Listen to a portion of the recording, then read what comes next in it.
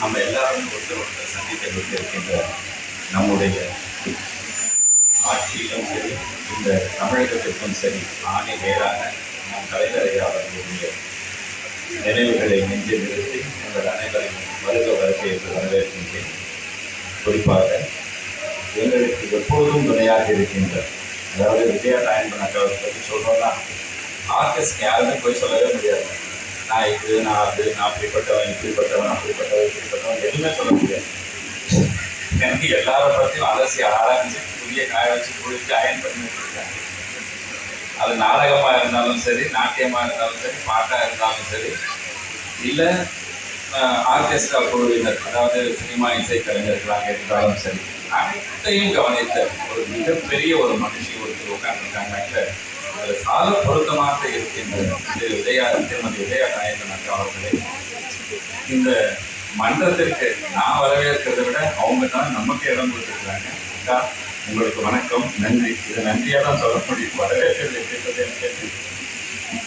அடுத்ததாக இங்கு வர இருக்கின்ற மாண்புமிகு பிற்படுத்தப்பட்ட ஒரு நலத்துறை அமைச்சர் சிவ நெய்யநாதன் அண்ணா அவர்கள் இன்னும் சற்று நேரத்தில் இங்கே வந்துள்ளார் என்று நினைக்கின்றோம். அவர்களையும் வருகிறவர்கள் என்று வரவேற்கின்றோம். மேலும் முன்னிலை வைக்கின்ற மயிலை சாவேல் அவர்களையும் வருகிறவர்கள் என்று வரவேற்கின்றோம். மிக முக்கியமான இரு கலைஞர்கள் மேடையில் அமர்ந்திருக்கிறார்கள்.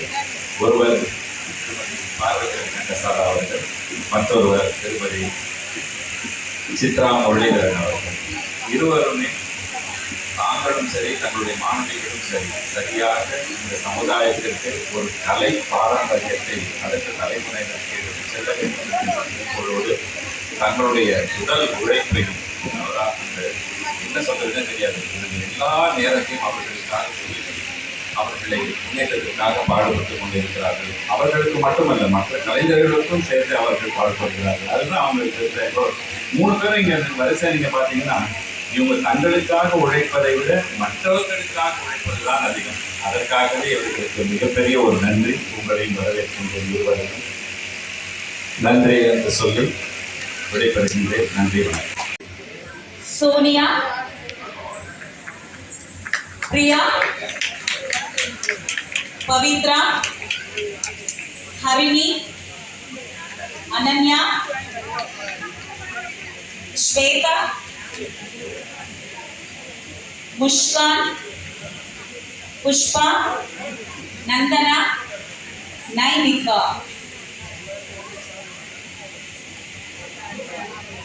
பாடலின் வரிகளுக்கு அபிநயம் பிடித்து நம்ம எல்லாம் மயக்குவது சிரமம்தான். ஆனால் வரிகளே இல்லாமல் இசைக்கு அபிநயம் பிடித்து அந்த இலக்கியத்தை, இதிகாசத்தை நம்முடைய கண்முன்னே கொண்டு வந்திருக்கிறார்கள் என்றால் பாராட்டுக்குரியவர்கள். கரவொலியை எழுப்புவது நம்மளுடைய தார்மீக கடமையாகிறது. ஒவ்வொரு மாணவியும் அந்த பொன்னாடியை வாங்கும் பொழுது மாணவிகளோட பெற்றோர்களுக்கு கூட இவ்வளவு மகிழ்ச்சி இருக்குமா என்று தெரியவில்லை. ஆனால் மேடையிலே இருக்கும் ஒருவரின் முகத்தில் எவ்வளவு மகிழ்ச்சி என்று பாருங்கள். குருதேவோ மகா.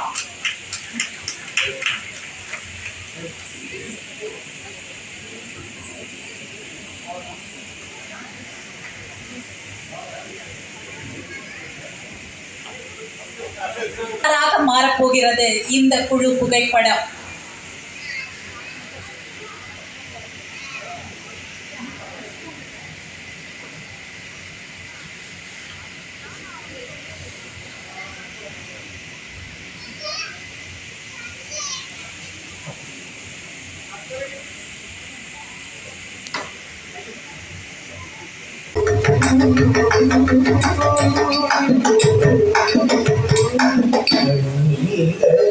அபிஷேகம் செய்தா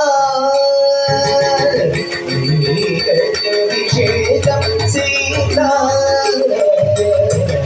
அபிஷேகம் செய்தா அபிஷேகம் செய்தா புரியில் அபிஷேகம் செய்தா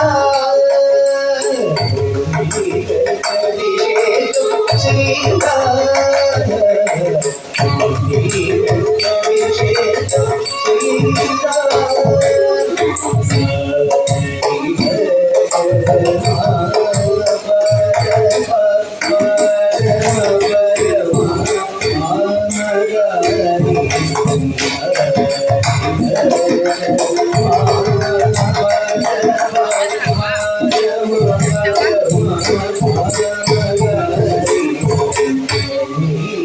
அபிஷேகம் சீதா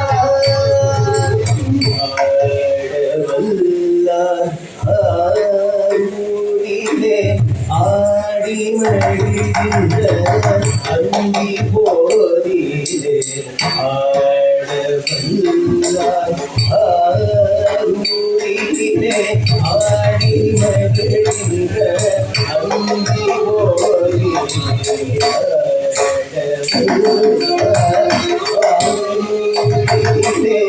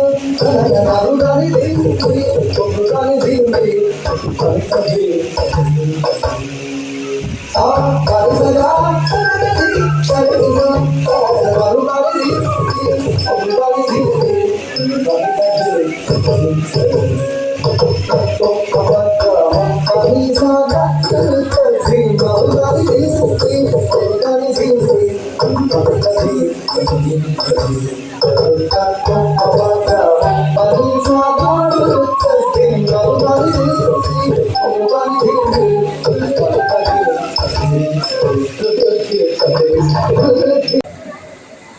சிறப்பான ஒரு கலைஞர் கடந்த 5ஆம் தேதி தொடங்கி நடைபெற்றுக் கொண்டிருக்கிறது.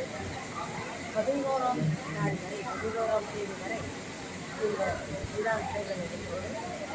இந்த விழாவில் பரத, இசை,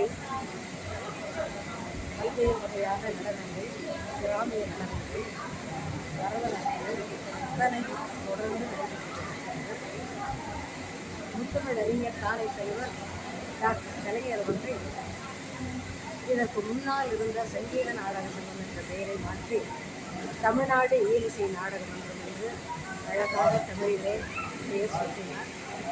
இப்பொழுது நம்முடைய முதல்வர் திராவிட மாடல் அரசை மிக சிறப்பாக நடத்தி கொண்டிருக்கின்ற மாண்புமிகு நம் தளபதி அவர்கள் தமிழ்நாடு இயலிசை நாடக மன்றம் மென்மேலும் சிறப்பாக தன் பணிகளை செய்வதற்கு உறுதுணையாக நிறைய நிதி ஒதுக்கீடு இந்த மன்றத்திற்கு வழங்கி கொண்டிருக்கிறார். அதன் காரணமாகத்தான் இப்பேற்பட்ட கலை விழாக்களை எங்களால் நடத்த முடிகிறது. பல்வேறு கலைஞர்களுக்கு நலத்திட்ட உதவிகளை இந்த மன்றத்தின் சார்பில் நாங்கள் வழங்கி கொண்டிருக்கிறோம். இப்பொழுது கூட இந்த விழாவில் பரதக்கலை, கிராமிய கலை, அதே போன்று இசை என்று பல்வேறு வடிவங்களை இந்த கலை விழா தொடர்ந்து ஒரு வாரம் இங்கே நடைபெற்று கொண்டிருக்கிறது. கலைஞர்களின் மேம்பாட்டிற்காக நலிந்த கலைஞர்களின் வாழ்க்கையில் இன்னும் அவர்கள் சிறப்பாக இருக்க வேண்டும் என்ற அந்த எண்ணத்தின் அடிப்படையிலே தொடர்ந்து நாங்கள் இப்பேற்பட்ட விழாக்களை நடத்தி கொண்டிருக்கிறோம். அது மட்டுமின்றி மாதம் மாதம் கலைஞர்களுக்கு உதவித்தொகை 3000 ரூபாய் நம்முடைய முதல்வர் அவர்கள் அவருடைய தாய் உள்ளத்தோடு எங்களுக்கு நிதி வழங்கி அதன் மூலமாக நாங்கள் வழங்கி கொண்டிருக்கிறோம். எனவே நல்ல பல பணிகளை தமிழ்நாடு இயலிசை நாடக மன்றம் நடத்தி கொண்டிருக்கிறது.